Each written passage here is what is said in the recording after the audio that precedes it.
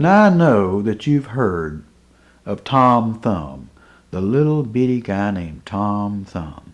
But did you know that up in McDowell County there used to be a little man named Tom Toe? He wasn't much bigger than the big toe on your foot. And it was kind of inconvenient being so small. Sometimes people would step on him or kick him around, and it was always trouble to try to stay out from under people's feet, or from the horses, or from wagon wheels, or car tires. Well, one day, Tom Toe was down at the local flea market doing a little bit of shopping when he noticed that some fellow there was selling an old red bone hound. Now, Tom Toe just loved red bone hounds, and he thought, well, I'll just buy that dog from that fellow, and he gave him $5 for that old red bone hound, who he named Rags. Well, on the way home, as Tom was leading that dog along and people were nearly stepping on him, a thought occurred to him, and he thought, if I get up here on the back of old Rags's shoulders and ride along there holding on to his collar, people won't step on me. So he climbed up Rags's leg and got up there and sat down between his shoulder blades and held on to that old leather collar, and he started off down the road.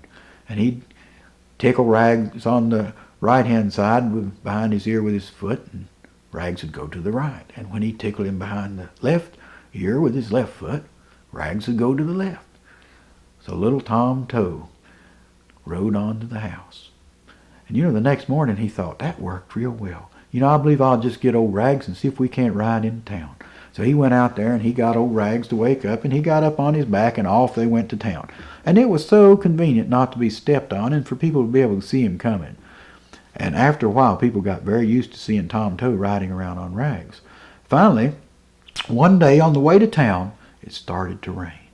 And Tom Toe thought, if I had a little tarp or something up here, I could ride old Rags in the rain. So when he got home that day, he took a few little sticks and some canvas and stretched it up there on his back and made a little tent. Well, that worked pretty good, and after a while he thought, what I actually ought to do is build me a nice little cabin up here. So he got himself a little piece of a hacksaw blade and went to cutting down little sticks and notching them out and carrying them up on the back of Rags, till after a while he had built the prettiest little log cabin. Flattened out an old Pepsi can that he put on the roof to make shingles, and little bits of broken glass that he could use for making windows, and the bottom of an old mouse trap that made a perfect door.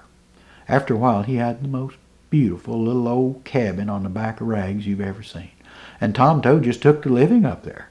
And he was doing real well until long about spring of the year he thought, I've got to plant my garden. And then as he was looking out at his cabin door towards the back of old Rags, it occurred to him that maybe he could just grow a crop right there on the back of old Rags.